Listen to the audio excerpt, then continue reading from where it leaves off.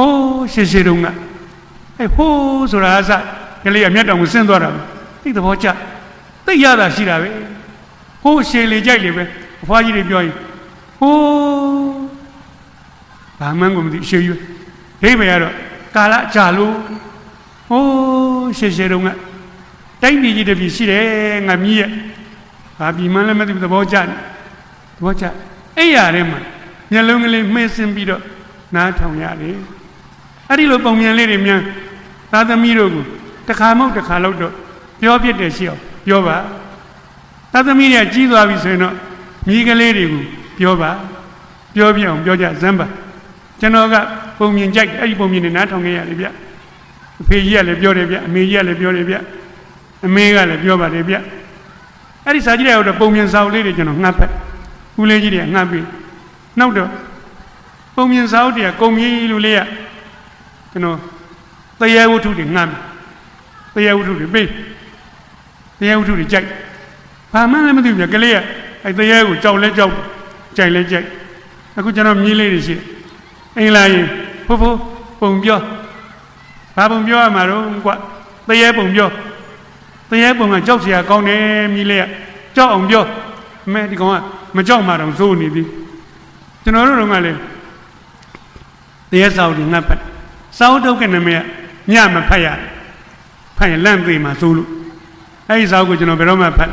nhà chả mà phải ta đi con luôn mới bảo mà phát hiện trên ông còn lép vào bị lâu ông phi à đi đấy một con tây một người này ông luôn khi mà phải trong không xa đàn trai vô người này đông có là châu lấy đá châu để ra là trách đá vậy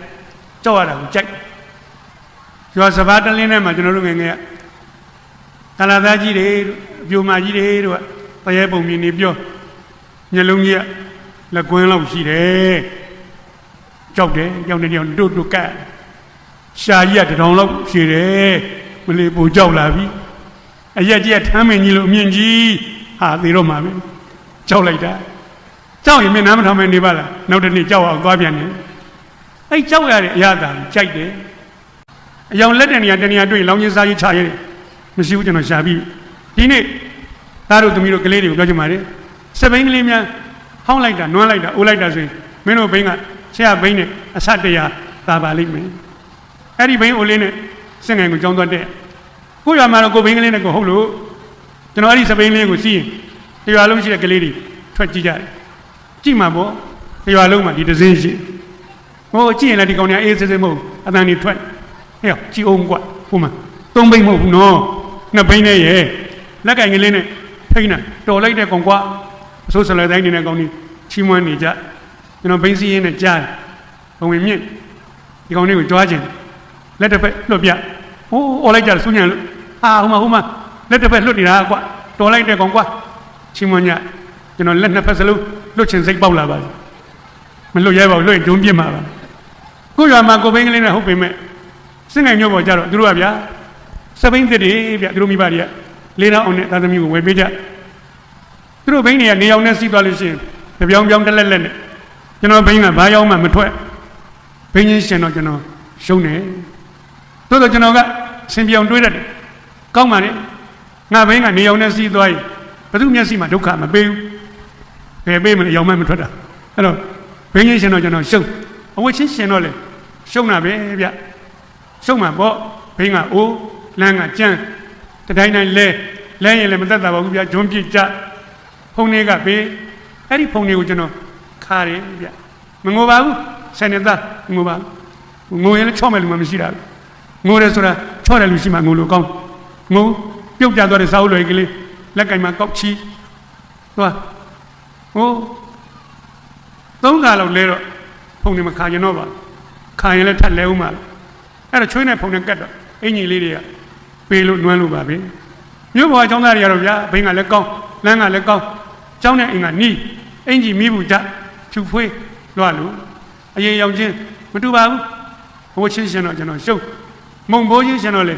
sâu nào bé vậy pha cái này mà cho nó mông bố cái mũi về bên này anh mà mũi kẹp mắc kẹp cái mắt rồi không xoay tục mông đi tục lên tục xuống ở tung sáng này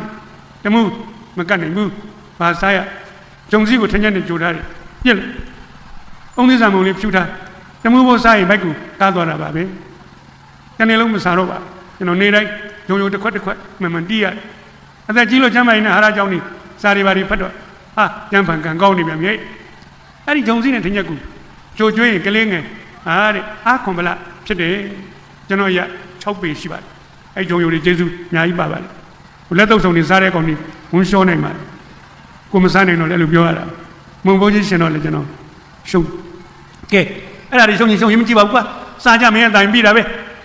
စားကြလဲကျွန်တော်ရှုံးမှာပေါ့ဗျဟိုးဖေကြီးရဲ့တော်ကြောင်ကလေးကလာကျွန်တော်တို့ရွာမှာမူလာတန်းအတန်း6တန်းရှိဆရာကအဖေကြီးတယောက်တည်းမြို့ပေါ်4တန်းဘုတ်စေရေးကြည့်တယ်ကွ9ဘာသာရှိတာဆရာမ9ယောက်တင်တာဗျသူတို့ကတန်းထဲကို9ယောက်အဖေကြီးမှာကအတန်း6တန်းကိုမှတယောက်တည်းပွာတာပေါ့သူတို့ကသင်္ချာဆိုလဲအသေးချာသင်ကကျွန်တော်တခုံနဲ့ထိုင်တော့တူပါပဲလို့ထင်တယ်မင်းလည်းငါလည်းငါတန်းတူပဲလို့ထင်တယ်သင်္ချာဆရာမဝင်လာမှမတူမှန်းသိရတယ်သင်္ချာဆရာမကသင်မုန်းကြီးပေါ်မှာပု္ပ္ပာရေးပေးထားသောပု္ပ္ပာများကိုတဲ့3ချက်တွက်နည်းနဲ့တွက်ပါသိပြီ3ချက်တွက်နည်းမသိဘူးအဖေကြီးကြောင့်မှ3ချက်တွက်နည်းမရှိဘူးအပေါင်းနှုတ်မြောက်စားပဲရှိအဲ့ဒါနဲ့ကျွန်တော်၄တန်းအောင်လာမလုပ်တတ်ဘူးကလေးဆိုတော့ကိုညာမီသမျှတွေးကြည့်3ချက်တွက်နည်းဆိုတော့တခြားမဟုတ်ငါမတွက်တတ်ရင်3ချက်အရိုက်ခံရမယ်နီးပဲကြောက်တယ်ရိုက်ခံမှကြောက်တော့ဘယ်ဘက်ကကောင်ကြည့်အဲ့ဒီကောင်မျိုးချောင်းအောင်လာဗျတွက်တတ်တယ်ကုန်းတွက်ကျွန်တော်လှမ်းကြည့်မမြင်အောင်ဗျသူ့ဘေးနားကပ်ပြီးကုန်းကြည့်ကျွန်တော်ကြည်မှန်းသိတာနဲ့အဲ့ဒီကောင်ကကြောကုန်းကြီးနဲ့လှည့်ကွယ်ပြီးတော့ပိတ်ပလိုက်မကြိုက်ဘူးဟောမကြိုက်မကြည့်ဘူးပေါ့ကလေးမှလည်းမာနနဲ့ပဲသို့တော့3ချက်ရိုက်မှကြောက်တော့ညာဘက်ကကောင်ကြည့်ရသူလည်းမျိုးချောင်းအောင်နဲ့တွက်တတ်တယ်အဲ့ဒီကောင်လည်းဗျာကျွန်တော်ကြည်မှန်းသိတာနဲ့ဗလာဆာရက်ကိုထောင်းကလိုက်ဟိုဘက်မှာကုတ်ကတွက်သူတို့ကစီနေတယ်ကျွန်တော်မပြဘူးနားထောင်နေတဲ့စာချစ်သူအလုံးပြောပြစီဗျာအဲ့ဒီနေ့ကိုကျွန်တော်တစ်သက်လုံးမမေ့မှတ်မိကျွန်တော်ဘဝမှာတိတ်ကိုတိမ်ငယ်တဲ့နေ့ပါပဲတိမ်ငယ်လိုက်တာဟိုအားငယ်လိုက်ငါဒီမျိုးပေါ်မှာကျောင်းသားများကိုဘာတစ်ခုမှမမိပါလားကလေးဗျာဆိုင်နေတာဘိန်းချင်းလည်းမမိဘူးအဝတ်လည်းမမိဘူးမုံဘိုးလည်းမမိဘူးဟောဒီစာမမမိတာစိတ်အားပြည့်ဆုံးမယ်တော့မှမွေးတဲ့ငါမြို့မှာမွေးတဲ့သူတို့လူညာလည်းမကောင်းဘူးကိုခေါင်းကိုလည်းကိုမကျင်တတ်ဘူးစာကြိုးစားလည်းဒီကောင်နေမိမှာမဟုတ်ဘူးမမိမဲ့တူလို့ဘောမအမောမခံတော့မကြိုးစားတော့ကျွန်တော်စာညံ့လက်ဘက်စာမေးပွဲမှာတခါမှကျွန်တော်မအောင်ဘူး6ဘာသာဖြေရ4ဘာသာကြသင်္ချာနိုင်ငံကြဘဲဥပေါ်ကျင်တော်ခြင်းပဲသင်္ချာညံ့လူ60ရှိတဲ့တန်းထဲမှာကျွန်တော်အဆင့်က40နှစ်နောက်မှရှိတဝက်ထိမလာဘူးညံ့လိုက်တဲ့ကောင်ပထမဒုတိယတတိယတခါမှမရဘူးကမှတ်မိပါလားကောင်မလေး2ယောက်ကောင်လေး1ယောက်သူတို့3ယောက်ပဲလဲနဲ့လူယူနေကြယူပေါ့ဒါသူတို့ကိစ္စကိုနဲ့ဗာဆိုင်နံပါတ်ကျွန်တော်တို့မနာလို့စိတ်လည်းမရှိပါလူချင်းစိတ်လည်းမဖြစ်ပါကိုကသာကို40နှစ်နောက်မှာအေးစေစေနေနေတဲ့ကောင်ပဲခန့်ညံ့ကောင်ပါပဲအောင်စိတ်ကြည့်ရင်လူငယ်တယောက်အောင်မြင်တယ်ဗျအောင်စိတ်မရှိရင်မအောင်မြင်ဘူးဗျစာဖတ်တယ်လို့ပါပဲကောင်းကျိုးတစ်ခုရအောင်နားနဲ့စာဖတ်လိုက်ပါဒီနေ့ညနားနဲ့နားထောင်ပြီးတော့လူငယ်တွေရောလူလက်တွေရောလူကြီးတွေရောဒီလိုစာနာပါလို့ပြောချင်ပါတယ်စာကိုနားတယ်စာကိုနားထောင်တယ်အဲ့ဒါကိုပြောချင်တာပါဒီလူတယောက်ကသိငယ်စိတ်ရှိညံ့ကျွန်တော်ကကိုယ်တိုင်သိငယ်စိတ်ရှိခဲ့ဘူးပါတယ်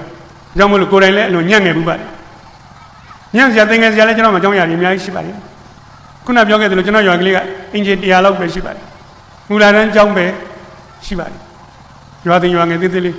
ရွာလုံးလက်သမားကြီးပါပဲကျွန်တော်ဖေးလက်သမားပါပဲကိုယ်ပိုင်လက်ကလေးရှိတော့သမင်းနဲ့မှစားရတယ်ဗျလက်သမားဆိုတော့ဆန်ရတယ်ဗျနှမ်းဆိုင်တော့စီးရတယ်ဗျပြောင်းရတယ်ပဲရတယ်စားလို့ရပြီပေါ့မချမ်းသာပြီမဲ့လို့လက်သမားမငတ်ဘူးဗျအဲ့လိုနည်းနဲ့ကျွန်တော်9နှစ်သားကြတော့အဖေကကွယ်လွန်ရှာတယ်ဟောပေါ့ငှက်ဖျားယောဂနဲ့ကွယ်လွန်တယ်အမေ23နှစ်ရှိပါသေးမုံဆုံးမဖြစ်မလောက်တာမကင်တတ်တော့လေယာစီဝါကလေးပြက်သွားတယ်ဗျပြက်သွားတယ်ပြီးတော့ကျွန်တော်တို့ဘယ်သူကခေါ်ယူကျွေးမွေးတော့အဖေကြီးကမွေးရတယ်ဗျအဖေကြီးကတော့အဲ့ဒီရွာလေးမှာဆိုပါဘူးသူတယောက်ပဲရွာလုံးမှာလည်းသမားမဟုတ်တာဖေကြီးကဘာလို့ဆိုအဲ့ဒီရွာလေးမှာမူလာတန်းကျောင်းအုပ်ဆရာကြီးဗျမူလာတန်းကျောင်းအုပ်ဆိုလို့ လက်ထောက်ကတော့တယောက်မှမရှိပါဘူးသူကသူတယောက်တည်းအုပ်နေရတဲ့ကြောင်းကလေးပါကြောင်းကလေးကသေးသေးပြခုနမှကလေး20လောက်သင်္ဘောကြီးတစ်ချက်ထောင်ထားတငယ်တန်းလေးဒီနားမှာတငယ်တန်းကြီး18ယောက်သင်္ဘောကြီးတစ်ချက်ထောင်လို့ဒီနားမှာပထမတန်း16ယောက်ဒီနားမှာဒုတိယတန်း12ယောက်ခုနမှတတိယတန်း6ယောက်ဒီဘက်မှာ4တန်း2ယောက်ကျွန်တော်တို့ကျောင်းသားရဲ့ကျောင်းသားချိုးစားတငယ်တန်းလေးမှာ20 4တန်းမှာ2ယောက်အတန်းကြီးသွားလေလူရော့သွားတယ်ဘာဖြစ်တာတော့ဒုတိယတန်းလောက်အောင်တော့သေသာရှင်သာဖက်တိုင်တွန်းရောက်ပေါ့ကွာကျွန်တော်တို့ရွာလေသမားတွေကကျောင်းထုတ်သွားကြတယ်ကျောင်းထုတ်သွားတော့ရော့သွားတာပေါ့အဲ့ဒီကျောင်းလေးမှာတန်းနဲ့လည်းဘာမှတာချထားတာမရှိပါဘူးသင်္ဘောကြီးတစ်ချက်ထောင်ထားရင်တန်းမှာတာချလို့လည်းပဲဖြစ်မလို့ဆရာကတယောက်တည်းအဖေကြီးဆရာထိုင်းနေကျွန်တော်တို့အားလုံးငြိမ်ပါတယ်စံအန်ကြလို့ပြောလိုက်တယ်နေရစာတွေကုန်អော်တာပဲကိုတန်းကစာသူတန်းကစာကုန်ရသမျှကြားဘူးသမျှကုန်អော်တာပါអော်လိုက်ရင်ပြီးသွားအဲ့လိုနီးနဲ့ဒီเจ้าကလေးမှာနေရတယ်နေရတော့အဖေကြီးခင်ဗျာစာသင်ရတငယ်တန်းလေးကိုသွားစာသင်နေတတိယတန်းအကောင်ကြီးကျောင်းသင်မုန်းနဲ့ခုတ်ကုန်ကြပြီညံပွဲ6တတိယတန်းကိုပြေးပြီးတော့သူကပြောရပြန်ပြီဒုတိယတန်းနောက်ကျောပိတ်လိုက်တော့2ပန်း6ဒုတိယတန်းပြေးပြီးတော့ပြောရပြန်ပြီကျွန်တော်ကြည့်နေဟောစာသင်ရတာကနည်းနည်းညံပွဲဖြစ်နေရတာကများပါပဲအဲ့ဒီမူလာတန်းကျောင်းလေးမှာလက်ရင်းသားဆော့ဖြစ်မဲ့လူကမူလာတန်းပညာကိုသင်ခဲ့ရတာပါဗျဒီကျောင်းကလေးကိုကျွန်တော်သိသဘောကျတာတခုရှိပါတယ်ဗျဘာသဘောကျလို့ဆိုအဲ့ဒီကျောင်းကလေးမှာစာမေးပွဲလုံးဝမရှိပါဘူးဟာသိကောင်းတာဘာစာမေးပွဲမှမရှိဘူးပထမဆန်းမရှိဘူးဒုတိယဆန်းမရှိဘူးတန်းတင်စာမေးပွဲကြီးမရှိဘူးသူများကျောင်းနေပိတ်ကျွန်တော်တို့ကျောင်းလဲຫນွေရတယောက်ပိတ်တာပါပဲစာမေးပွဲတွေပြီးသွားတဲ့သဘောပါပြန်ပြီးကျောင်းနေဖွင့်ပြီအဖေကြီးကဟိုစပွဲနာကောင်းနေဒီဘက်နာကိုရွှေ့လိုက်တန်းတက်သွားတာပဲဒီနာစပွဲနာကောင်းနေပထမပေါက်ကိုသွားလိုက်၄တန်းရောက်သွားတာပါတယောက်မှလည်းမကြပါဘယ်ကြမလဲဖြေမှမဖြေရတာအားလုံးအောင်တယ်အဲ့လိုနည်းနဲ့ကျွန်တော်က၄တန်းရောက်သွားကျွန်တော်၄တန်းရောက်တဲ့နေ့ကျတော့ဖေကြီးကပြောတယ်ဟေးဒီနေ့၄တန်းဆံမွေးဖြေရမယ်ကွာဟာဒုက္ခတစ်သက်လုံးမဖြေဘူးလေဆံမွေးပွဲဘယ်လိုဖြေရမှန်းလည်းမသိဖေကြီးကဆက်ပြောတယ်ပညာရေးစနစ်ကပြောင်းသွားတယ်ကွာမဆမ်းပါဘူးအဲ့ဒီတည်းကပြောင်းတာဒီနေ့ထိပြောင်းလို့ကောင်းတော့မှာလို့အဲ့တော့လေးတန်းကဘုတ်စစ်ဖြစ်သွားပြီကွာကိုရွာကိုเจ้าနေမဖြေရဘူးစင်ငိုင်မျိုးကထက်တန်းကြောင်းသွားဖြေရမှာကွာဟိုဆိုးနေကိုเจ้าတောင်ကိုဘယ်လိုဖြေရမှမသိသူများကြောင်းသွားဖြေရမှာဒုက္ခအဲ့ဒီနေ့ကကျွန်တော်တို့เจ้าမှာလေးတန်းကြောင်းသားလဲများဆာကျွန်တော်တယောက်တည်းရှိတိုင်ပင်ပေါ်တိုင်ပင်ဘက်တောင်မရှိပါဘူးအဖေကြီးကြောက်တော့သွားဖြေရပါဖြေလိုက်တော့လေကျွန်တော်အောင်သွားတယ်ဗျအဲ့ဒီနေ့ကကျွန်တော်တို့เจ้าရဲ့လေးတန်းအောင်ချက်ကတော့ယာနှုံးပြေးပါပဲတယောက်တည်းဖြေတာလေတယောက်တည်းအောင်တော့ယာနှုံးပြေးပေါ့စင်ငိုင်မျိုးကထက်တန်းကျောင်းကနာမည်ကြီးတယ်လေးတန်းကျောင်းသား54ယောက်သွင်းတယ်50အောင်တယ်4ယောက်ကြတယ်ကျွန်တော်တို့ကျောင်းမှာမှီပါဘူးကျွန်တော်တွေ့ကြည့်ဒီကောင်62ရာနှုံးမှရှိတယ်ပြင်းတောင်ပြင်းသေးกว่าဖေကြီးကသဘောကျငါမီးမင်းမျိုးကျောင်းသွားတက်ရမယ်တဲ့ကျွန်တော်ရင်မျိုးကျောင်းသွားတက်တာတယောက်မှမရှိပါဘူးဘယ်ရှိမလဲ6မိုင်ဝေးတယ်ဗျစပိန်ကလေးနဲ့သွားရကျွန်တော်တို့ရလက်သမားတွေကဘိန်းဝယ်မပေးနိုင်ပါဘူးအဖေကြီးကတော့မူလာတန်းကျောင်းအောင်ဆိုတော့သူမျိုးကိုစတက်စေခြင်းနဲ့ဘိန်းကလေးတစ်စင်းဝယ်ပေးမယ်ကွဆိုတော့ကျွန်တော်ကံမကောင်းပါဘူးဗျကျွန်တော်၄နောက်နဲ့မှဖေကြီးကအငိမ့်စားယူရတော့လက်ကမရတော့ပါဘူးရှိစုမဲ့စုငွေကလေးနဲ့ဘိန်းကလေးတစ်စင်းလိုက်ရှာရလာပါတယ်ဘိန်းကလေးကအတော်အိုပါတယ်ဘလောက်များအိုတော့အဲ့ဒီသက်ရွယ်ကနေခုလောက်ကြီးတဲ့အထိအဲ့ဒီဘိန်းလောက်အိုတာတစ်ခါမှမတွေ့တော့ပါဘူးကျွန်တော်ဘိန်းတစ်စင်းလုံးမှာအယောင်လက်တဲ့နေရာတနေရာမှမရှိပါလက်ကင်မဲလေးမဲမှာပေါ့တန်ကြီးတွေတက်ဂွေးမဲပါစပုတ်တံတစ်ချောင်းမကြံကုန်မဲပါအယောင်လက်တဲ့နေရာတနေရာတွေ့လောင်းချင်းစားရေးချရဲမရှိဘူးကျွန်တော်ရှာပြီးဒီနေ့သားတို့သမီးတို့ကလေးတွေကိုပြောချင်ပါတယ်စပိန်ကလေးများဟောင်းလိုက်တာနွမ်းလိုက်တာအိုးလိုက်တာဆိုရင်မင်းတို့ဘိန်းကဆရာဘိန်းနဲ့အဆတရားသာပါလိမ့်မယ်အဲ့ဒီဘိန်းအိုးလေးနဲ့စင်ငိုင်ကိုကြောင်းသွားတဲ့ကိုရွာမှာတော့ကိုဘိန်းကလေးနဲ့ကိုဟုတ်လို့ကျွန်တော်အဲ့ဒီစပိန်လေးကိုစီးရင် ရွာလုံးရှိတဲ့ကလေးတွေထွက်ကြည့်ကြတယ်ကြည့်မှာပေါ့ရွာလုံးမှာဒီဒဇင်းရှိဟိုကြည့်ရင်လည်းဒီကောင်တွေကအေးစစ်စစ်မဟုတ်အတန်တွေထွက်ဟဲ့ကြည့်အောင်ကွာဟိုမှာ3ဘိန်းမဟုတ်ဘူးနော်2ဘိန်းနဲ့ရဲ့လက်ကင်ကလေးနဲ့ထိန်းတာတော်လိုက်တဲ့ကောင်ကွာအစိုးစလဲတိုင်းနေတဲ့ကောင်ကြီးချီးမွမ်းနေကြကျွန်တော်ဘိန်းစီးရင်းနဲ့ကြားဘဝင်မြင့်ဒီကောင်လေးကိုကြွားခြင်းလက်တစ်ဖက်လွတ်ပြ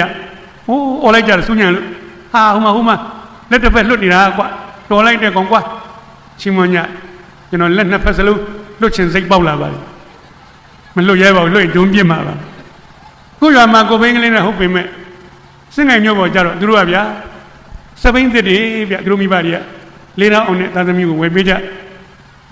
သူတို့ဘိန်းတွေကနေအောင်နဲ့စီးသွားလို့ရှိရင်တပြောင်းပြောင်းတက်လက်လက်နဲ့ကျွန်တော်ဘိန်းကဘာရောက်မှမထွက်ဘိန်းချင်းရှင်တော့ကျွန်တော်ရှုံးတယ်သို့တော့ကျွန်တော်ကဆင်ပြောင်တွေးရတယ်ကောင်းပါနဲ့ငါဘိန်းကနေအောင်နဲ့စီးသွားရင်ဘသူမျက်စိမှာဒုက္ခမပေးဘူးဘယ်ပေးမလဲရောက်မှမထွက်တာအဲ့တော့ဘိန်းချင်းရှင်တော့ကျွန်တော်ရှုံးအဝတ်ချင်းရှင်တော့လေရှုံးတာပဲဗျရှုံးမှာပေါ့ဘိန်းကအိုးလမ်းကကြမ်းတတိုင်းတိုင်းလဲရင်လည်းမသက်သာပါဘူးဗျဂျွန်းပြစ်ကြဖုန်တွေကပေးအဲ့ဒီဖုန်တွေကိုကျွန်တော်ခါတယ်ဗျမငိုပါဘူးဆယ်နှစ်သားငိုပါငိုရင်လည်းချော့မဲ့လူမှမရှိတာငိုတယ်ဆိုတာချော့တယ်လူရှိမှငိုလို့ကောင်းငိုပြုတ်ကြသွားတဲ့စာအုပ်လွယ်ကလေးလက်ကင်မှာကောက်ချီသွားဟို3ခါလောက်လဲတော့ဖုန်တွေမခါရင်တော့ပါခါရင်လည်းထပ်လဲဦးမှာအဲ့တော့ချွေးနဲ့ဖုန်နဲ့ကတ်တော့အင်ကြီးလေးတွေကပေးလို့နွမ်းလို့ပါပဲမြို့ပေါ်အကြောင်းသားတွေကတော့ဗျာဘိန်းကလည်းကောင်းလမ်းကလည်းကောင်းကျောင်းနဲ့အိမ်ကနီးအင်ကြီးမီးဘူးကြဖြူဖွေးလွှတ်လို့အရင်ရောက်ချင်းမတူပါဘူးဟိုချင်းရှင်တော့ကျွန်တော်ရှုံးမုံဘိုးချင်းရှင်တော့လေရှုံးတာပဲဗျအဖွားတနေ့မှကျွန်တော်မုံဘိုးတမှုပဲပေးနေအဲ့တော့မူးခက်မက်ခက်တမတ်ဆိုရင်ခောက်ဆွဲတုပ်မုံတီတုပ်လက်တုပ်ဆုံးအကုန်စားနေတမှုမကတ်နိုင်ဘူးဘာစားရဂျုံစည်းကိုထင်းချက်နဲ့ကြိုထားတယ်ပြက်လို့အုံးသစ္စာမုံလေးဖြူထားတမှုဘိုးစားရင်ဘိုက်ကိုကားသွားတာပါပဲတနေ့လုံးမစားတော့ပါကျွန်တော်နေတိုင်းဂျုံတစ်ခွက်မှန်တီးရအသက်ကြီးလို့ကျမ်းမာရင်ဟာရကြောင်းနေစားတွေပါတွေဖတ်တော့ဟာကျမ်းဖန်ကံကောင်းနေပြန်ပြီအဲ့ဒီဂျုံစည်းနဲ့ထင်းချက်ကိုကြိုကျွေးရင်ကလေးငယ်ဟာတဲ့အားခွန်ဗလာဖြစ်တယ်ကျွန်တော်ရ6ပေရှိပါတယ်အဲ့ဂျုံတွေကျေးဇူးအများကြီးပါပါတယ်ဘုလက်တုပ်ဆောင်နေစားတဲ့ကောင်တွေဝန်လျှောနိုင်ပါတယ်ကိုမစားနိုင်တော့လည်းအဲ့လိုပြောရတာမုံဘိုးကြီးရှင်တော့လည်းကျွန်တော်ရှုံးကဲအဲ့ဒါတွေရှုံးရင်မကြည့်ပါဘူးကွာစားကြမင်းအတိုင်းပြီးတာပဲစားကြလည်းကျွန်တော်ရှုံးမှာပေါ့ဗျဟိုးဖေကြီးရဲ့တော်ကြောင်ကလေးကလာကျွန်တော်တို့ရွာမှာမူလာတန်းအတန်း6တန်းရှိဆရာကအဖေကြီးတယောက်တည်းမြို့ပေါ်4တန်းဘုတ်စေရေးကြည့်တယ်ကွ9ဘာသာရှိတာဆရာမ9ယောက်တင်တာဗျသူတို့ကတန်းထဲကို9ယောက်အဖေကြီးမှာကအတန်း6တန်းကိုမှတယောက်တည်းပွာတာပေါ့သူတို့ကသင်္ချာဆိုလဲအသေးချာသင်ကကျွန်တော်တခုံနဲ့ထိုင်တော့တူပါပဲလို့ထင်တယ်မင်းလည်းငါလည်း9တန်းတူပဲလို့ထင်တယ်သင်္ချာဆရာမဝင်လာမှမတူမှန်းသိရသင်္ချာဆရာမကသင်မုံကြီးပေါ်မှာပု္ပ္ပာရေးပေးထားသောပု္ပ္ပာများကိုတဲ့3ချက်တွင်နည်းနဲ့တွက်ပါသိပြီ3ချက်တွင်နည်းမသိဘူးအဖေကြီးကြောင့်မှ3ချက်တွင်နည်းမရှိဘူးအပေါင်းတို့မြောက်စားပဲရှိအဲ့ဒါနဲ့ကျွန်တော်၄တန်းအောင်လာမလုပ်တတ်ဘူးကလေးဆိုတော့ကိုညာမီသမ ्या တွေးကြည့်3ချက်တွင်နည်းဆိုတော့တခြားမဟုတ်ငါမတွက်တတ်ရင်3ချက်အရိုက်ခံရမယ်နီးပဲကြောက်တယ်ရိုက်ခံမှကြောက်တော့ဘယ်ဘက်ကကောင်ကြည့်အဲ့ဒီကောင်မျိုးချောင်းကအောင်တာဗျတွက်တတ်တယ်ကုန်းလို့တွက်ကျွန်တော်လှမ်းကြည့်မမြင်အောင်ဗျသူ့ဘေးနားကပ်ပြီးကုန်းကြည့်ကျွန်တော်ကြည့်မှန်းသိတာနဲ့အဲ့ဒီကောင်ကကြောကုန်းကြီးနဲ့လှည့်ကွယ်ပြီးတော့ပိတ်ပလိုက်မကြိုက်ဘူးဟောမကြိုက်မကြည့်ဘူးပေါ့ကလေးမှလည်းမာနနဲ့ပဲသို့တော့3ချက်ရိုက်မှကြောက်တော့ညာဘက်ကကောင်ကြည့်ရတယ်သူလည်းမျိုးချောင်းကအောင်တာတွက်တတ်တယ်အဲ့ဒီကောင်လည်းဗျာကျွန်တော်ကြည်မှန်းသိတာနဲ့ဗလာဆာရက်ကိုထောင်းကလိုက်ဟိုဘက်မှာကုတ်ကတွက်သူတို့ကစီနေတယ်ကျွန်တော်မပြဘူးနားထောင်နေတဲ့စာချစ်သူအလုံးပြောပြစီဗျာအဲ့ဒီနေ့ကိုကျွန်တော်တစ်သက်လုံးမမေ့မှတ်မိကျွန်တော်ဘဝမှာ တိတ်ကိုတိမ်ငယ်တဲ့နေ့ပါပဲတိမ်ငယ်လိုက်တာဟိုအားငယ်လိုက်ငါဒီမျိုးပါမှာကျောင်းသားများကိုဘာတစ်ခုမှမမိပါလားကလေးပြဆယ်နှစ်သားဘိန်းချင်းလည်းမမိဘူးအဝတ်လည်းမမိဘူးမုံဘိုးလည်းမမိဘူးဟောဒီစာမမိတာစိတ်အားပြတ်ဆုံးပဲတော့မှမွေးတဲ့ငါမြို့မှမွေးတဲ့သူတို့လူညံလည်းမကောင်းဘူးကိုခေါင်းကိုလည်းကိုမကျင်တတ်ဘူးစာကြိုးစားလည်းဒီကောင်နေမိမှာမဟုတ်ဘူးမမိမဲ့တူလို့ဘောမအမောမခံတော့မကြိုးစားတော့ကျွန်တော်စာညံ့လက်ဘက်စာမေးပွဲမှာတခါမှကျွန်တော်မအောင်ဘူး6ဘာသာဖြေရ4ဘာသာကြသင်္ချာဒိုင်ငံကြဘဲဥဖော်ကျင်တော်ခြင်းပဲသင်္ချာညံ့လူ60ရှိတဲ့တန်းထဲမှာကျွန်တော်အဆင့်က40နှစ်နောက်မှရှိတဝက်ထိမလာဘူးညံ့နေညံ့လိုက်တဲ့ကောင်ပထမဒုတိယတတိယတခါမှမရဘူးကမှတ်မိပါလားဒီကောင်မလေး2ယောက်ကောင်လေး1ယောက်သူတို့3ယောက်ပဲအလဲလဲနဲ့လူယူနေကြယူပေါ်ဒါသူတို့ကိစ္စကိုနဲ့ဗာဆိုင်နမှတ်လို့ကျွန်တော်သူတို့မနာလို့စိတ်လည်းမရှိပါဘူးလူချင်းစိတ်လည်းမဖြစ်ပါဘူးကိုကသာကို40နှစ်နောက်မှာအေးစေးစေးနေနေတဲ့ကောင်ပဲခညံ့ညံ့ကောင်ပါပဲကန်းလည်းဆိုမြန်မာစာလေးတစ်ပါးတော့မစိုးဘူးဗျလားစင်နှစ်ပါးသားအောင်တဲ့ထဲမှာမြန်မာစာဒိုင်ခံအောင်တယ်တလားမကြောက်မြန်မာစာတော်တယ်ဗျဒီနေ့ဆ iam မကမြန်မာစာဆ iam မကတန်းနဲ့ဝင်လာပြီးတော့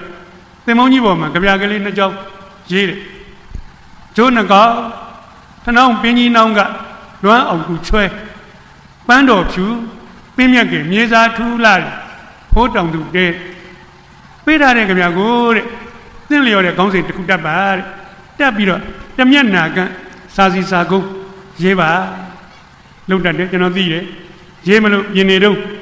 ကြောကုန်းကြီးနဲ့ကြွယ်တဲ့ကောင်ဒုက္ခရောက်နေပြီကျွန်တော်လှမ်းမိဟဲ့ဟိုဂျိုးကဘယ်လိုကောင်လေးတဲ့ဟာညို့ပါကောင်ဂျိုးမသိဘူးကျွန်တော်သိတာပေါ့ကျွန်တော်တို့ရမယ်ဂျိုးနှစ်ကောင်ပဲကအုပ်လိုက်တယ်အများကြီးရှိဟဲ့အောင်ဂျိုးဆိုတာငှဲ့လက်ပြမှာပျောက်ကလေးတွေနဲ့တကူကူးမြည်တဲ့ဂျိုးပေါ်ကွာကျွန်တော်သူ့လိုမကတ်တတ်ပါဘူးရှင်းပြ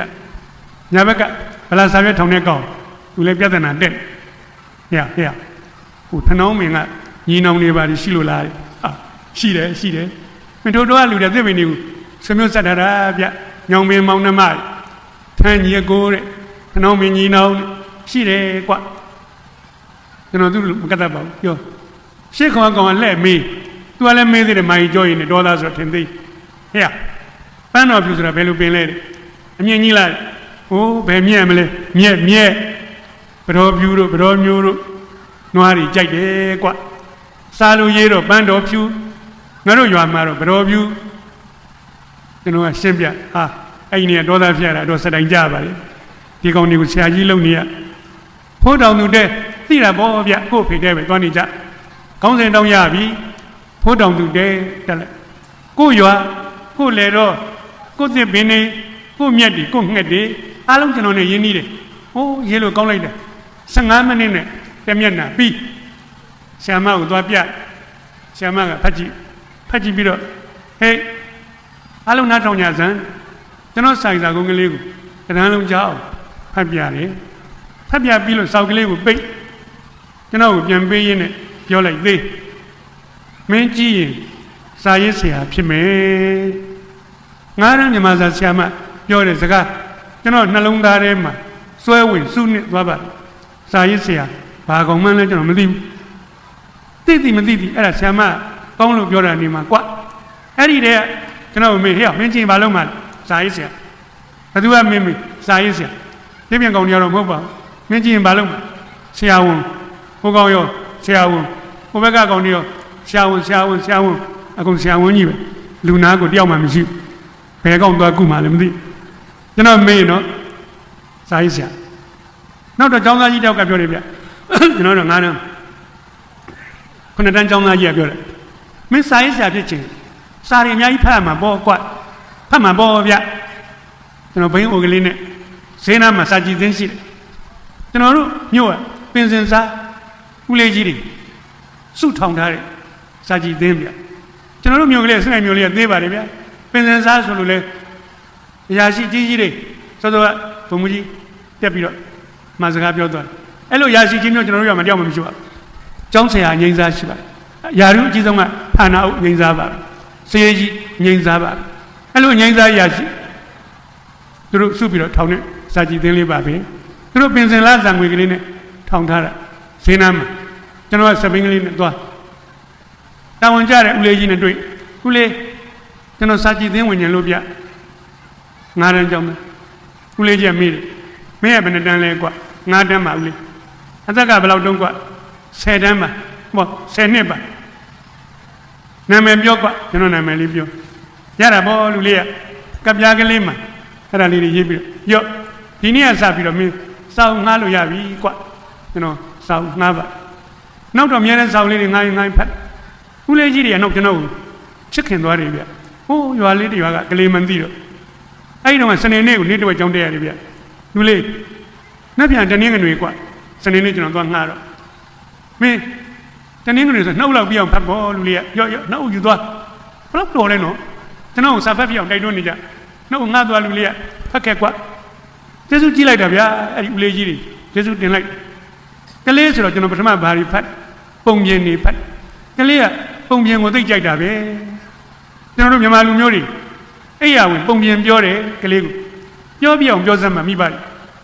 တခါလေးတော့မနားမထောင်ဘူးပါဘူးလို့မရှိပါစေနဲ့ကျွန်တော်သားသမီးတွေကလေးတို့ကအမြဲပုံပြောတယ်ဟိုးရှေ့တုန်းကအဲ့ဟိုးဆိုတာအစကလေးကမျက်တောင်ကိုဆင်းသွားတာသိတဲ့ဘောကြသိရတာရှိတာပဲဟိုးရှေ့လေကြိုက်လေပဲအဖွားကြီးတွေပြောရင်ဟိုးဘာမှန်းကိုမသိရှေ့ရွဒိဗေကတော့ကာလအကြာလို့ဟိုးရှေ့တုန်းကတိုင်းပြည်ကြီးတစ်ပြည်ရှိတယ်ငါမြည်ရဲ့ဘာပြည်မှန်းလည်းမသိဘူးသဘောကျတယ်သဘောကျအဲ့ရထဲမှာမျက်လုံးကလေးမှဲဆင်းပြီးတော့နားထောင်ရတယ်အဲ့ဒီလိုပုံမြင်လေးတွေများသားသမီးတို့ကတစ်ခါမဟုတ်တစ်ခါလောက်တော့ပြောပြတယ်ရှိအောင်ပြောပါသားသမီးတွေကကြီးသွားပြီဆိုရင်တော့မိကလေးတွေကိုပြောပါပြောပြအောင်ပြောကြစမ်းပါကျွန်တော်ကပုံမြင်ကြိုက်အဲ့ဒီပုံမြင်နေနားထောင်ခဲ့ရတယ်ဗျအဖေကြီးကလည်းပြောတယ်ဗျအမေကြီးကလည်းပြောတယ်ဗျအမေကလည်းပြောပါတယ်ဗျအဲ့ဒီစာကြည့်ရတော့ပုံမြင်စာအုပ်လေးတွေကျွန်တော်ငှက်ဖက်ဦးလေးကြီးတွေကငှက်ပြီးနောက်တော့ပုံမြင်စာအုပ်တွေကကုံကြီးလူလေးကကျွန်တော်တရားဝတ္ထုတွေငှက်တရားဝတ္ထုတွေပေးတရားဝတ္ထုတွေကြိုက်ဘာမှလည်းမသိဘူးဗျကလေးကအဲ့တရားကိုကြောက်လဲကြောက်ကြိုက်လဲကြိုက်အခုကျွန်တော်မြည်လေးတွေရှိအင်္ဂလာရင်ဖိုးပုံပြောဘာပုံပြောရမှာတော့ကွတရားပုံပြောတရားပုံကကြောက်เสียကောင်းတယ်မြည်လေးကကြောက်အောင်ပြောအမေဒီကောင်ကမကြောက်မှတော့စိုးနေသည်ကျွန်တော်တို့ကလည်းတရားစာအုပ်တွေငါဖတ်စာအုပ်တုတ်ကနမေညမဖတ်ရဖတ်ရင်လန့်သေးမှစိုးလို့အဲ့ဒီစာအုပ်ကိုကျွန်တော်ဘယ်တော့မှဖတ်ညကြမှာဖတ်တတိကောင်းလို့မဟုတ်ပါဘူးမဖတ်ခင်ချင်းတော်ကိုလှက်ပတ်ပြီးလုံးအောင်ဖိရသေးတယ်ဟိုကောင်တရားမဝင်နိုင်အောင်လို့ပြီးမှဖတ်ကြောင်ခုံချတဲ့ကြိုင်ဘုံငနဲ့တုံသွားတာပဲကြောက်လိုက်တာကြောက်တဲ့အရာကြိုက်တာဗျကြောက်ရတာကိုကြိုက်ကျွာစဘာတလင်းထဲမှာကျွန်တော်တို့ငယ်ငယ်ကာလာသားကြီးတွေအပြိုမာကြီးတွေတို့ကတရားပုံမြင်နေပြောညလုံးကြီးကလက်ကွင်းလောက်ရှိတယ်ကြောက်တယ်ကြောက်နေတယ်တို့ကတ်ရှာကြီးကတောင်လောက်ရှိတယ်မလေးပူကြောက်လာပြီအရက်ကြီးကထမ်းမင်းကြီးလို့အမြင့်ကြီးဟာသေတော့မှာပဲကြောက်လိုက်တာကြောက်ရင်မင်းနားမထောင်မနေပါလားနောက်တစ်နေ့ကြောက်အောင်သွားပြန်တယ်အဲ့ကြောက်ရတဲ့အရာတာကြိုက်တယ်နောက်တော့ဦးလေးကြီးတွေတရားတွေကုန်ပြီလူလေးကတိုင်းဝတ္ထုတွေပေးတိုင်းဝတ္ထုကလည်းပုံမြင်မယ်ဗျဆန်းနေအင်ကြီးတိတ်ရှိတယ်တဲ့အဲ့ဒီအိမ်နဲ့အိမ်တကားတွေအကုန်လုံးပိတ်ထားတယ်အခန်းတစ်ခန်းလည်းရှိတယ်တဲ့အဲ့ဒီအခန်းကိုလည်းအလုံးပိတ်ထားတယ်အခန်းထဲမှာသစ်သားရည်စီပိုင်းလေးခပြက်ရေပြည့်ထည့်ထားတယ်မိမချော်လေးတယောက်အဲ့ဒီသစ်သားရည်စီပိုင်းထဲမှာထိုင်ပြီးတော့ဝင်းလစ်စလစ်ရေချိုးနေဝင်းလစ်စလစ်ဆိုတာဝင်းလစ်စလစ်ပါပဲရှင်းရင်ပုံရှုပ်သွားလိမ့်မယ်ချိုးပေါ့အိမ်တကားတွေလည်းပိတ်ထားတာပဲအခန်းတကားလည်းပိတ်ထားတာသူတယောက်တည်းပဲချိုးပါတိုင်းဝတ္ထုအဲ့လိုရေချိုးနေတယ်ကောင်မလေးကပြောတယ်နင်တို့6ယောက်ဒီအင်ကြီးတွေကဒီခန်းထဲမှာငါရေချိုးနေတဲ့သစ်သားစီပိုင်းကိုဝမ်းရံနေကြငါသိတယ်ဟာကျွန်တော်တို့လည်းသေချာဖတ်နေတာပဲဗျဒီကောင်တွေဘယ်ချိန်ဝင်သွားမှမသိလိုက်ဘူးတိုင်းဝတ္ထုဆိုအဲ့ဒါဆန်းနေဟာကောင်းတော့ကွာကောင်မလေးကဆက်ပြောတယ်မမကြည့်ဘူးဒီအိမ်ထဲကိုငါရေချိုးနေတဲ့ဝင်လာတဲ့ယောက်ျားလေးမျက်စိအကောင်းမကတိပြန်ထွက်သွားတာတယောက်မှမရှိဘူးနင်တို့6ယောက်ကန်းကြဆိုတဲ့စကားနဲ့တပြိုင်နက်သူမရဲ့လက်ငါးချောင်းကဝိဝဲတက်သွားယောက်ျားက6ယောက်မျက်စိက12လုံးတယောက်ကိုအဲ့နဲ့ချောင်းစီခွဲရန်အတိကျမျက်စိတဲထဲမှာရမကြည့်ဘဲနဲ့ပြစ်တယ် တန်းနေတာပဲဟိုကောင်6ယောက်မျက်လုံးတွေကန်းသွားတယ်ပေါက်ဟာအံ့ဩစရာကြီး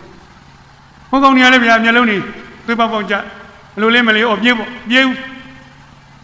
သူတို့ကဘယ်ပြေးမလဲသိဒီကောင်မလေးအတိုင်းမှာချန်ပီယံလာရဲကွာဒီထဲမှာလာဒီကောင်မလေးကိုခေါ်ရင်မျက်စိအနဲ့ပြက်ခံမှသိတယ်မျက်စိအကန်းခံပြီးလားခေါင်းဆောင်ကပြောတယ်ငါတို့သိပါလေငါတို့ဆရာကြီးနင်းကိုခေါ်ခဲ့ရမယ်ဆိုလို့မျက်စိကန်းခံလာခွာနင်လိုက်ခဲ့တောင်မွေးရှည်ကြီးတစ်ချောင်းကိုထုတ်လိုက်ကျန်တဲ့ကောင်တွေလည်းတစ်ချောင်းစီထုတ်လိုက်ကောင်မလေးမော့ကြည့်ပြီးလန့်သွားတယ်ငါဒီအတိုင်းမှာချန်ပီယံဒီကောင်လေးမျက်စိကိုမကြည့်ဘဲနဲ့ပြစ်ဖောက်နိုင်အဲ့ဒီကောင်တွေကလည်းနေနေရတော့မဟုတ်ဘူးတောင်မွေးတိုင်းမှာချန်ပီယံငါခုခံရင်လည်းမနိုင်ဘူးကောင်မလေးရဲ့ချုံနေတဲ့သားရင်စီပိုင်းကိုတောင်မွေးထိတ်နဲ့ထောက်ပြီးတော့6ယောက်ထောက်ဖက်ဟန်ချက်ညီညီမှကြွပါလာမယုံရင်သားရင်စီပိုင်းရေးပြစ်ထက်ဟောပြောပြီးလူငယ်6ယောက်တောင်မွေးထိတ်နဲ့ထောက်ပြီးမှကြည့်ပါကြွတော့မလားစေရသူတို့ကတော့ကြွတာပေါ့တောင်မွေးတိုင်းချန်ပီယံအဲ့ဒီကောင်မလေးကိုအင်ကြီးတွေကနေပြီးတော့ခေါ်သွားဟိုလမ်းထိပ်မှာလူတယောက်ဂျိုင်းတောက်ကြီးနဲ့အဲ့ဒီမြင်ကွင်းကိုကြည့်သူ့ရှေ့လည်းရောက်ကြောကောင်မလေးကသိလိုက်ဂျိုင်းတောက်တိုင်းသမားဂျိုင်းတောက်ကိုဖြုတ်တယ်ပြီးတော့တောင်မွေးတိုင်း6ယောက်ကိုဂျိုင်းတောက်နဲ့ဝင်ရိုက်ဘုကောင်နေကြပြကြသင်သားရင်စီပိုင်းကိုချကြောချင်းကပ်ပြီးတောင်မွေးတိုင်း6ချောင်းစုပေါင်းခုခံနေမရပါဘူးတဲ့6ယောက်စလုံးမှောက်မှာပေါ့ဘုကောင်ကဂျိုင်းတောက်တိုင်းမှာချန်ပီယံအဲ့လိုနေဗျသူ့တဲ့သူလူစမ်းကောင်းနေကြီးပဲဟိုကိုဖော်တိုင်းနဲ့ညာတက်သွားအတောင်20ယောက်အိုလံပစ်ပြိုင်ပွဲတုန်းကဒီကောင်ပဲရောက်ကိုယ်နိုင်ငံရွှေလေးပါတခုလောက်ယူပေးပါအဲ့ဒီကိုဖော်တိုင်းကြောင်းကျင်တဲ့ခု TV ကိုကြည့်ပါမြစ်ပြင်ပေါ်မှာဖြတ်ပြီးဆက်ရေလေးတွေစင်တောင်ကြည့်ထွက်သွားတယ်ကြည့်လို့ကောင်းတယ်သွားမလုံးနဲ့ကိုကြမြုပ်သွားမယ်သေမယ်အဲ့ဒါကြည့်လို့ကောင်းတယ်တိုင်းဝတ္ထုတွေကုန်မြန်မီကွာအစင်းစာရီတိုးပြီးတော့ပြောင်းဖတ်ရတယ်ကလေးတွေကိုဖတ်ပါစေဗျစာကြည့်လိုက်တောင်းရှိတဲ့လူတွေပြောပြစေသူတို့ဖတ်ချင်တာဖတ်ပါစေဗျလယ်တွင်းသားဆောက်ချစ်သူဖတ်ချင်တာတွေဖတ်ခဲ့တာဗျပုံမြင်တွေဖတ်တယ်ဗျသရဲတွေဖတ်တယ်ဗျတိုင်းတွေဖတ်တယ်ဗျဖတ်ရင်နဲ့စာပတ်သက်တွေ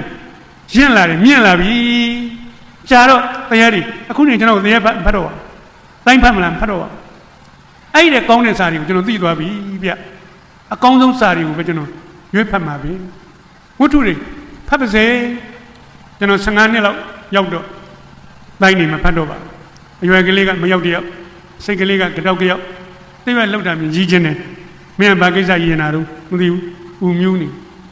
ကောင်လေးတွေကောင်မလေးတွေ14 15ရောက်လာဦးမြူးလာအတန်နေကျဲလာမင်းကလေးတွေလည်းအတန်နေကျဲလောင်ဖြစ်လာအဖွားကြီးတွေကနားထောင်လို့မရဟိုကောင်မနော်အတန်နေကျဲနေငါသိတယ်မပြောလိုက်ချင်ဘူးမပြောနဲ့ပေါ့သူလည်းအဲ့ရွယ်တုန်းကအဲ့လိုကျဲခဲ့တာအဲ့ဒါကြောင့်မို့သူကဒါကိုငါသိရလို့ပြောနေအရွယ်ဗျဒီရွယ်မှာဦးမြူးပါစေကျွန်တော်တို့ရွာမှာဟိုတော့ခုတော့မရှိတော့ဘူးနဲ့တူပါတယ်ကျွန်တော်ရွာမှာတော့ဗီဒီယိုယုံရှိတယ်ဗျဟိုကောက်ဆိုင်ကြကောက်ရိုက်ကြပဲနှုတ်ကြပဲရိုက်ကြညနေပြန်လာရင်မို့ချုံတနခါလေးလိမ့်ပကွက်ကလေးကွက်ကမလေးတွေဗီဒီယိုယုံသွားကြသမင်းလေးစားပြီးတော့စုထိုင်စကားစပြီးပြောမပြသေးဘူးစောက်ကောင်လေး3လောက်ဝင်လာအတန်နေပိုးကျဲလာကမလေးတွေအတန်နေပိုးကျဲလာကောင်လေးတွေကလည်းသူ့ဟာသူထိုင်နေအဟုတ်သားကမလေး2ယောက်လောက်ဝင်လာအတန်နေပိုးကျဲလာအဖြစ်တာတော့ရင်ခုန်နေတဲ့ရင်ခုန်မြင့်ကိုအမူအရာနဲ့ဖော်ပြအဲ့ဒီရွယ်မှာအဲ့ဒီရင်ခုန်ရတယ်အရသာပါပဲခုန်ပါစေခုန်လိုက်ကြခုန်ပါစေ14နှစ်15နှစ်နိုင်ငံခြားကိုမိဘတွေကပတ်စံလို့ခြင်းလို့လွတ်တယ်မလေးရှားသွားထိုင်းသွားကျွန်တော်တို့ကလေးတွေသူများနိုင်ငံမှာရင်ခုန်ဝင်မရရှာဘူးဗျလှုပ်လျက်ကဲလေးက9ပန်းလှေပေါ်ရောက်သွားရင်သေဖို့သာပြင်တာသေတာပါပဲသူများရဲ့အလုပ်ရုံတွေမှာခိုင်းသမျှအကုန်လှုပ်ရတာဗျကိုရွာမှာကိုသေဘက်ကလေးလှုပ်ရရီးချင်တယ်ရီးပါစေအတန်ကလေးတွေကြာရင်ခုန်ပါစေအခုနောက်တော့နိုင်ငံခြားသွားပြီးတော့မိဘတွေလောဘစောတိုက်ပြီးတော့အတင်းခိုင်းတာတဲ့ကလေးပညာလည်းမသိရလူငယ်တယောက်ရဲ့ဘဝကြီးလာလို့မှဒါကလေးတွေနှလုံးသားရေးရကဏ္ဍတတ်ပြန်ပြောเสียမရရှာကြတော့ပါဘူးအဝိုင်းရွာကလူငယ်တွေကိုရွာကလေးနဲ့ကိုနေကြပါပညာသင်ကြပါဗျစာကြည့်တဲ့ကလေးမှာစာအုပ်တွေငှားကြပါဗျဖတ်ကြပါဗျ သိရလောက်တာမြင်ကြီးချင်းရီလိုက်ပါဗျအတန်ကလေးတွေကြားရင်ခုံလိုက်ပါဗျအဲ့ဒါလူငယ်ရဲ့ဘဝပါပဲကျွန်တော်ကအဲ့တော့ကျွန်တော်ဖတ်တဲ့ဝတ္ထုကအချစ်ဝတ္ထုဗျ15နှစ်ကြတော့တိုင်းမဖတ်တော့ပါအချစ်ဝတ္ထုကျွန်တော်ဖတ်တဲ့ဝတ္ထုတဲ့ဇက်လိုက်ကောင်းကလေးက10တန်းကျောင်းသားတွေဟာဟန်ကြတယ်တဲ့ငါလည်း10တန်းမဲကွဝတ္ထုဖိုင်နဲ့လှမ်းမိတ်ဆက်နေရသည်စောက်ထဲကောင်းဆက်ဖတ်တော့သူ့အမေကမုတ်ဆိုးမဟာဟဲ့ဟိုတောင်ကောင်းပြီငါအမေလည်းမုတ်ဆိုးမပဲဗျနှစ်ချက်တူသွားဆက်ဖတ်သူ့အမေကဆင်းရဲတယ်ဟာငါအမေလည်းဆင်းရဲပါတယ်ကွသုံးချက်တူသွားဒီဝတ္ထုကျွန်တော်နဲ့တော်ကိုက်ညီဆက်ဖတ်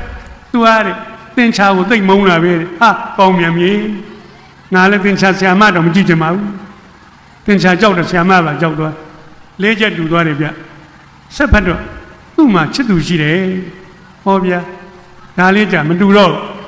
ကျွန်တော်မှချစ်သူမရှိဘူးဆက်ဖတ်သူ့ချစ်သူကောင်မလေးရတယ်သူနဲ့တန်းနဲ့ပဲတန်းတူတယ်10တန်းကရတယ်ဒါဆိုရတယ်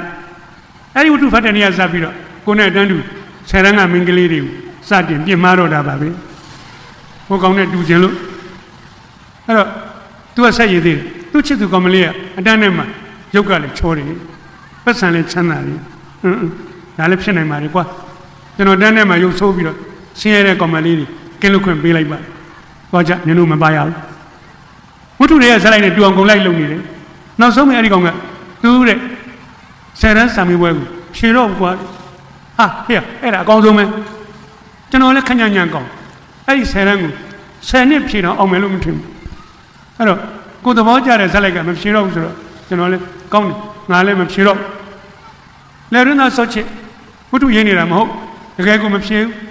အမေကမေးပါငါသားမင်းဘာလို့မဖြေတာလဲဒီမေးခွန်းကိုမေးလိုက်မယ်လို့ကျွန်တော်တွေးထားတယ်ဒါကြောင့်မလို့မေးရင်ဖြေနေအောင်လို့ဝတ္ထုတွေကကြိုကြက်ထားတယ်အမေစဉ်းစားကြည့်ဒါတွေကပေရန်လိုပညာရေးတွေပါမရတရဏတန်၄တန်၅တန်10တန်းတလက်မ2လက်မ4လက်မ5လက်မ10လက်မ10တန်းအောင်တော့လေဘောဆံမွေးအောင်တော့မဟုတ်ဘူးအမေက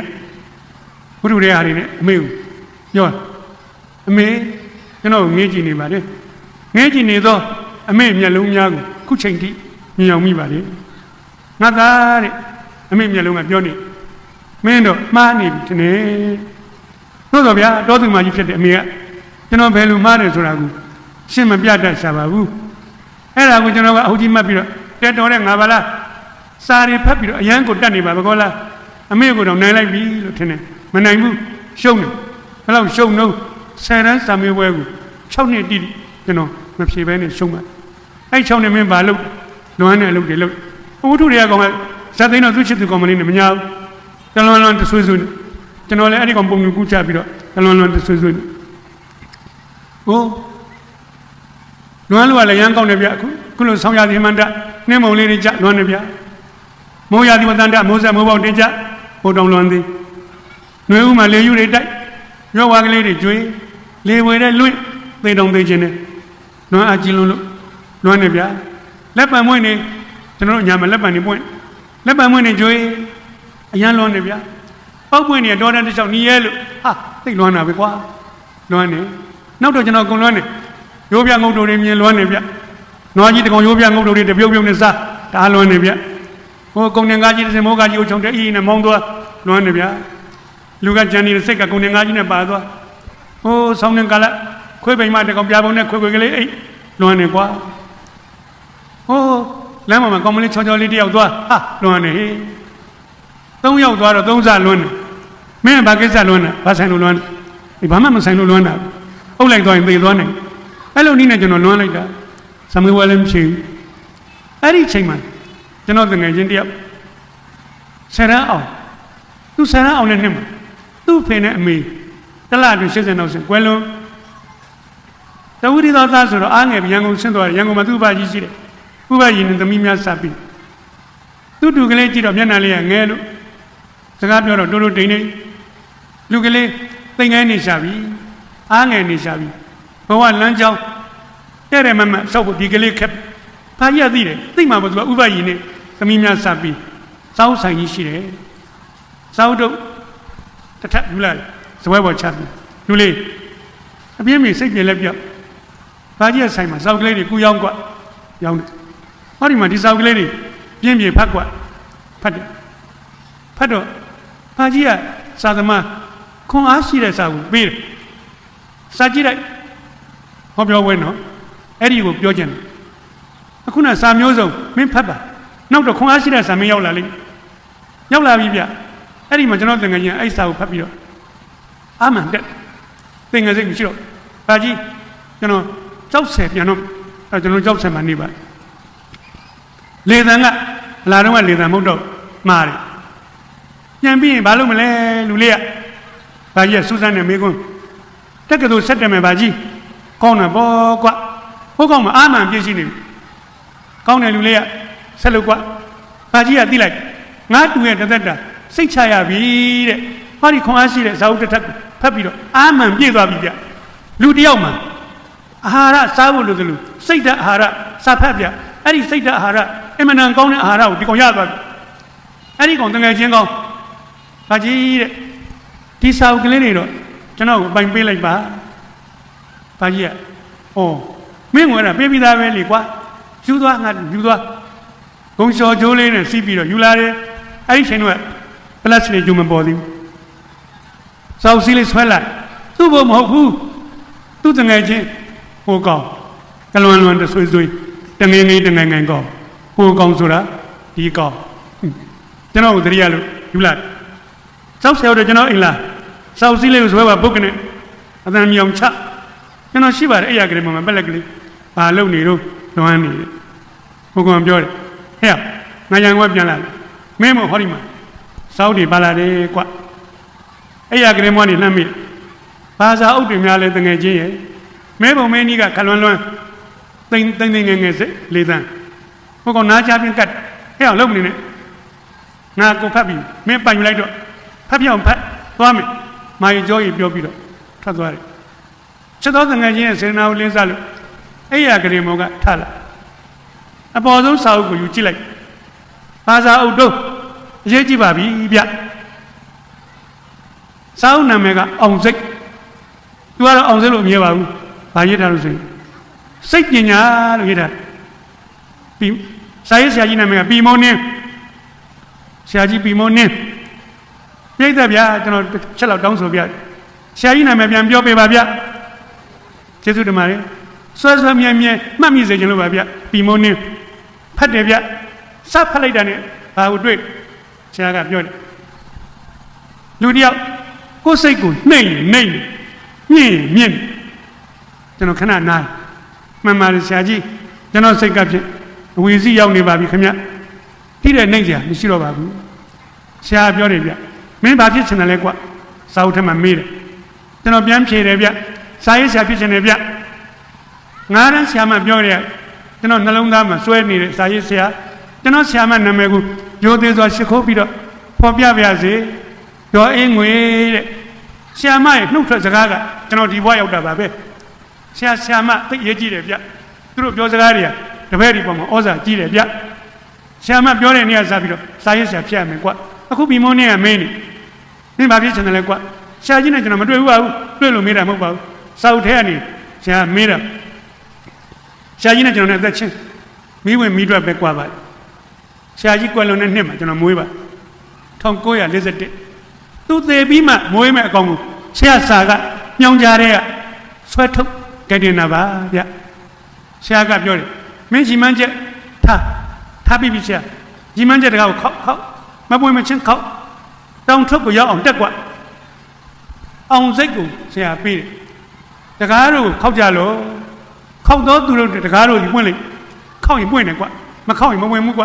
ကျွန်တော်ခဏနားမှန်ပါတယ်ဆရာကြီးကျွန်တော်လဘဆံမေးပွဲအခါမှမအောင်ပါဘူး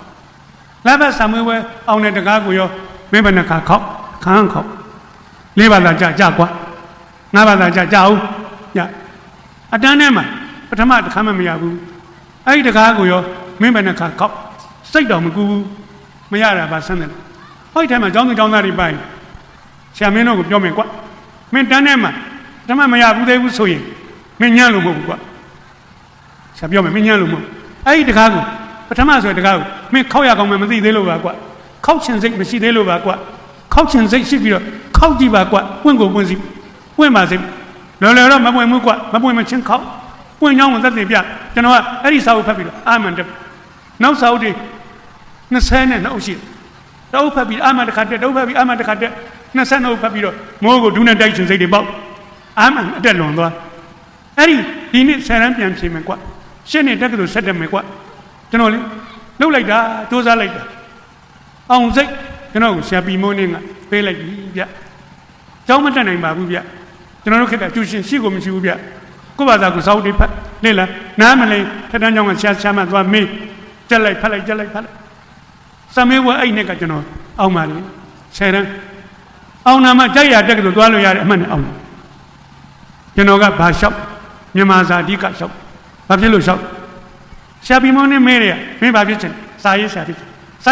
မြန်မာစာအရေးသားညက်နေရမယ်ကျွမ်းနေရမယ်တော်နေရမယ်မြန်မာစာတက်ကလို့ရောက်တော့ကျွန်တော်အမှတ်ကညားတဲ့အတွက်တက်ကလို့ဝင်ခွင့်ခုံနံပါတ်1ပြတစ်လုံးမရဘူးတဲ့1အဲ့ဒီမှာစရပါလေ1965ခုနှစ်တက်ကလို့လူရဲကျွန်းနေစပြီးတော့ရွေးတယ်နှစ်ကျွန်တော်လူ1ရတဲ့လူ9ယောက်ထပ်ပြန်ခိုင်းတယ်ကျွန်တော်ထပ်ပြီးတော့1ရပါတက်ကလို့လူရဲကျွန်းဖြစ်တယ်ကြည့်ပါဟိုဘက်တုန်းကလက်ပတ်ဆံမွေးဘက်တော့မအောင်တဲ့ကောင်ဟောဒီပီမောင်းစာအုပ်တစ်ထက်ကကျွန်တော်ဘွားကိုအောင်စိတ်ပေးလိုက်ပါပြီအဲ့လိုစာအုပ်နမူနာကောင်းနေကျွန်တော်မှပြစရာအများကြီးစိတ်နှလုံးကောင်းတဲ့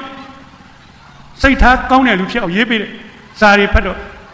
ဂျန်နယ်ကျောင်းချင်းမောင်ရဲ့သူ့ဝတ္ထုကိုဖတ်တော့စိတ်ကောင်းနှလုံးကောင်းရှိတယ်ဗျသူ့ပုံတူကုချတာဗျဆရာဝန်ကိုမြင့်မောင်နဲ့ကောင်းလိုက်တဲ့စိတ်ထားအဲ့ဒီဟာကိုအားကြတယ်ဗျကျွန်တော်ကျောင်းဆရာဖြစ်တော့ကိုမြတ်မောင်ရဲ့စိတ်ထားကိုယူတယ်ဆရာဝန်ဖြစ်မှလူတွေကိုကူညီနိုင်တာလားကွကျောင်းဆရာပိုးတော်ကူညီနိုင်သေးတယ်ကွကျွန်တော်တပည့်တွေနဲ့ကျွန်တော်ချစ်လိုက်တာကျွန်တော်ရွာသားတွေနဲ့ကျွန်တော်ချစ်လိုက်တာတနယ်လုံးနဲ့ချစ်လိုက်တာကျောင်းဆရာကောင်းတယောက်ဖြစ်အဲ့ဒီအကြောင်းကိုကျွန်တော်ဝတ္ထုပြန်ရေးပန်းမြိုင်လေမှဥယျာဉ်မှုစာအုပ်အမျိုးသားစာပေစုညစာဖတ်ရကနေကျွန်တော်ပြန်ရတာပါဗျစာအုပ်ကောင်းနေဖတ်ကြစမ်းပါစာကြည့်လိုက်တွေမှာကလေးတွေကြိုက်နေတဲ့အပျော်ဘက်တွေလည်းထားပါဗျပုံမြင်တွေထားပါဗျတရေကြိုက်တရေလည်းထားပါဗျတိုင်းလည်းထားပါဗျစာအုပ်ကောင်းတွေထားပါဗျဖတ်ရင်နဲ့ကလေးတွေကစာဘာဝလာလိမ့်မယ်စာဘာဝလာတဲ့အခါစာညက်မဖတ်တော့ပါဘူးစာကောင်းတွေကိုဖတ်ပြီးတော့မြင့်ပါလိမ့်မယ်အောင်စိတ်တွေရလာပါလိမ့်မယ်သားတို့သမီးတို့ပြောချင်ပါလေစာဖတ်ခြင်းဖြင့်မိမိကိုယ်ကိုမိမိမြင့်တင်ကြပါအောင်စိတ်ကိုမွေးကြပါအောင်စိတ်ကိုမွေးပြီးတော့အောင်မြင်တဲ့တကားတွေခောက်ကြပါလယ်ရင်းသားဆော့ချစ်ကမ်းမမြင်လက်မမြင်ဘာထောက်ပံ့မှမရှိပါဘူးဟိုတောရွာကလေးတရွာကနေကျွန်တော်ကိုကောင်းတဲ့ထောက်ပံ့ကတော့စာပေးပါပဲစာဖတ်ရင်မင်းဘဝမြင့်ပါလိမ့်မယ်စာဖတ်ရင်မင်းအောင်မြင်ပါလိမ့်မယ်စာဖတ်ခြင်းဖြင့်အောင်မြင်ပါစေလယ်ရင်းသားဆော့ချစ်တို့တဲ့အစရာထောင်းတာလွန်တွတ်တဲ့အောင်မြင်ပါစေလို့ဆုတောင်းရင်းညီကုန်းချုပ်ပါလိမ့်ဗျာ